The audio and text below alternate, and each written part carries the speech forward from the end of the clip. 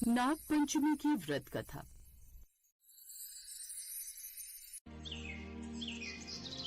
ये लड़की तो है ही मनहूस, पैदा होते ही अपने भाई को खा गई। अच्छा भला जन्म दिया था इसकी माँ ने एक बेटे को, लेकिन इसके बचपने के कारण इसके भाई की जान चली गई। जब ये उसको अपने साथ खेलने के लिए जंगल ले गई थी, लेकिन वहाँ एक सांप ने उसे काट लिया। खुद तो ये डर के मारे भाग आई और अपने भाई को वहीं छोड़ आई।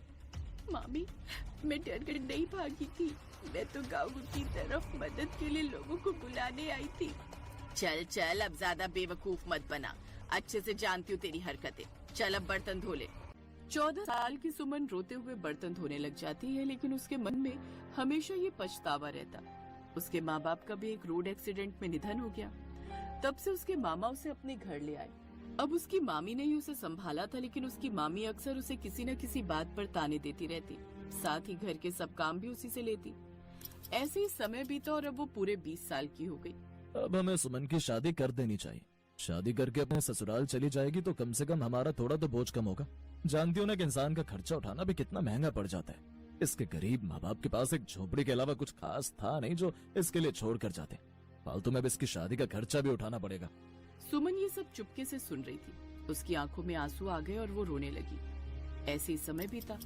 जब भी राखी का त्योहार आता तो आस पड़ोस की सभी बहनें तैयार होकर अपने भाई को राखी बांधती, लेकिन बेचारी सुमन आंखों में आंसू लिए अपने भाई को याद करती। इससे तो अच्छा होता वो सांप मुझे भी डस लेता और मैं भी अपने भाई के साथ ही मर जाती, तो ये त्योहार वाले दिन हर साल मेरा दिल तो नहीं जलता। ऐसे ही समय बीता और एक रोज सुमन एक शादी में दूसरे गांव गई हुई थी, जहाँ के एक सेठ को सुमन अपने सबसे छोटे बेटे के लिए पसंद आ गई और उसके घर वालों से बात करने के बाद उन दोनों की शादी हो गई। ऐसे ही समय बीता। शादी के बाद उसकी जेठानियों के भाई उनसे मिलने उनके ससुराल आ जाते, लेकिन सुमन उससे मिलने कोई नहीं आता। उसे हमेशा इस बात का दुख रहता कि उसका कोई भाई नहीं था। वो बड़े ही दयालु स्वभाव की थी और कम बोलती थी, लेकिन हमेशा सबकी हर काम में मदद करती। वो सारा दिन चुपचाप घर के कामकाज करती रहती। उसकी सभी जेठानियां उससे बड़ी थी, इसलिए उसे जो भी काम बताती वो उसे करना पड़ता, लेकिन वो उफ तक नहीं करती। ऐसे ही एक रोज, घर लीपने के लिए पीली मिट्टी लानी है, तुम सब मेरे साथ चलो। सभी बहुएं टोकरी और खुरपी लेकर मिट्टी खोदने चल पड़ती हैं। सभी बहुएं मिट्टी खोद रही थी, तभी वहाँ एक सांप निकला, जिसे देख बड़ी बहू डर गई और उस सांप को खुरपी से मारने की कोशिश करने लगी। ये देखकर छोटी बहू ने उस सांप को मारने से रोक लिया। भाभी, इसे छोड़ दो, इसे मत मारो, ये हमें कुछ नहीं कहेगा। ठीक है, नहीं मार रही, पर एक जीव के लिए तुम्हारे मन में इतनी दया, जैसे तुम्हारा कोई सगा संबंधी हो। छोटी बहू की बात सुनकर बड़ी बहू ने उसे नहीं मारा और वो नाग एक ओर जाकर बैठ गया। तब छोटी बहू ने उस नाग से कहा, हम अभी लौट कर आती हैं, तुम यहाँ से कहीं मत जाना। ये कहकर छोटी बहू सबके साथ मिट्टी लेकर घर चली गई और वहाँ कामकाज में फंसकर नाग से किया वादा भूल गई। जब छोटी बहू को दूसरे दिन वो बात याद आई तो वो हाथ में दूध का कटोरा लेकर तुरंत नाग के पास पहुंची। उसने देखा वो नाग उसी स्थान पर बैठा है। वो उस नाग से बोली, नाग भैया नमस्कार। तू मुझे भैया कह चुकी है, इसलिए मैं तुझे माफ कर देता हूँ, नहीं तो झूठी बात कहने के कारण तुझे डस लेता। भैया मुझसे भूल हो गई, मैं आपसे क्षमा मांगती हूँ। अच्छा, तू आज से मेरी बहन हुई और मैं तेरा भाई, तुझे जो मांगना हो मांग ले। भैया, मेरा कोई भाई नहीं है, मुझे आपके रूप में भाई मिल गया, मुझे और कुछ नहीं चाहिए भैया।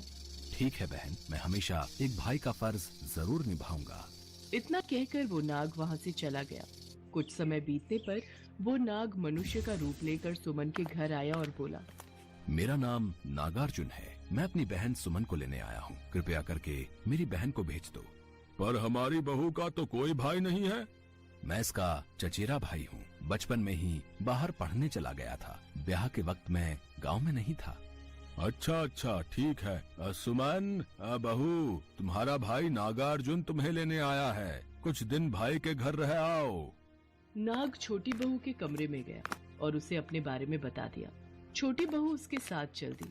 रास्ते में नाग उससे बोला, बहन, मैं अपने असली रूप में आ रहा हूँ, तू डरना नहीं, और जहाँ चलने में कठिनाई हो वहाँ मेरी पूंछ पकड़ लेना।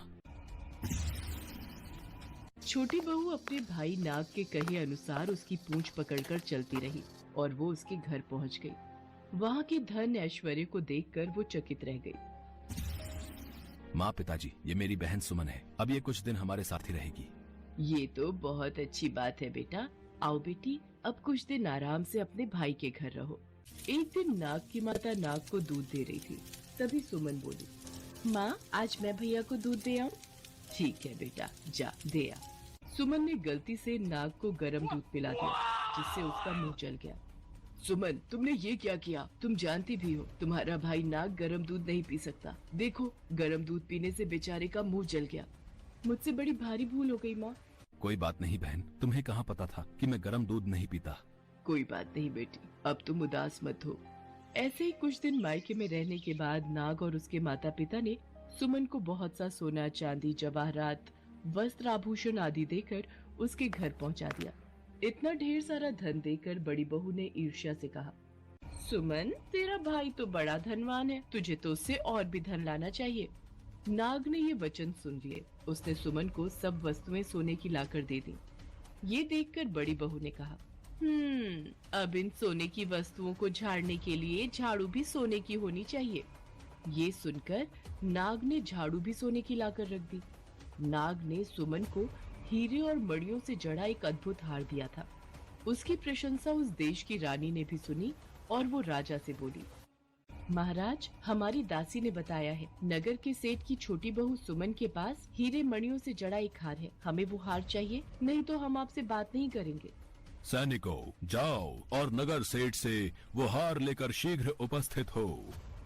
सैनिकों और मंत्रियों को देखकर सेठ डर गया और डर के कारण सेठ ने छोटी बहू सुमन से हार मंगाकर सैनिकों को दे दिया। सुमन को ये बात बहुत बुरी लगी। उसने अपने नाग भाई को याद किया तो नाग वहाँ प्रकट हुआ।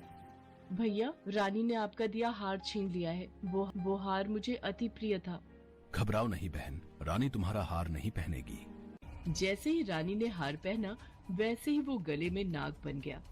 ये देखकर रानी चीख पड़ी और रोने लगी। उसने हार को नाग समझकर उतार फेंका। राजा ने सुमन को सेठ के साथ अपने महल में बुलाया और बोला, तूने क्या जादू किया है? मैं तुझे इस अपराध के लिए कठोर दंड दूंगा। राजन, मुझे क्षमा कीजिए। ये हार ही ऐसा है कि मेरे गले में हीरो और मणियों का रहता है और दूसरे के गले में सर्प बन जाता है। यदि तुम सच बोल रही हो तो इस हार को अभी पहन कर दिखाओ। सुमन ने जैसे ही हार पहना, वैसे ही वो हीरो मणियों का हो गया। ये देखकर राजा को विश्वास हो गया और उसने प्रसन्न होकर सुमन को ढेर सारी मुद्राएं पुरस्कार में दी। छोटी बहू घर लौट आई।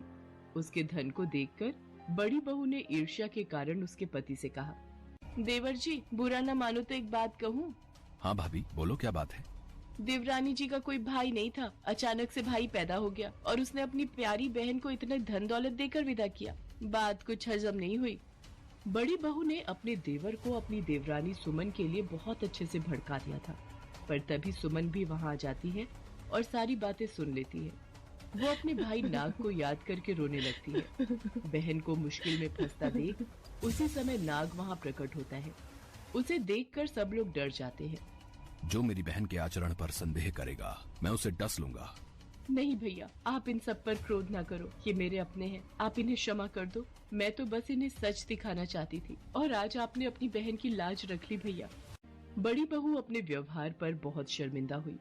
सबने मिलकर हाथ जोड़कर नाग देवता से क्षमा मांगी और नाग देवता का स्वागत सत्कार किया। ऐसी मान्यता है कि उसी दिन से नाग पंचमी का त्योहार मनाया जाने लगा। इसी कारण स्त्रियां नाग को भाई मानकर नाग पंचमी के दिन नाग देवता की पूजा करती हैं।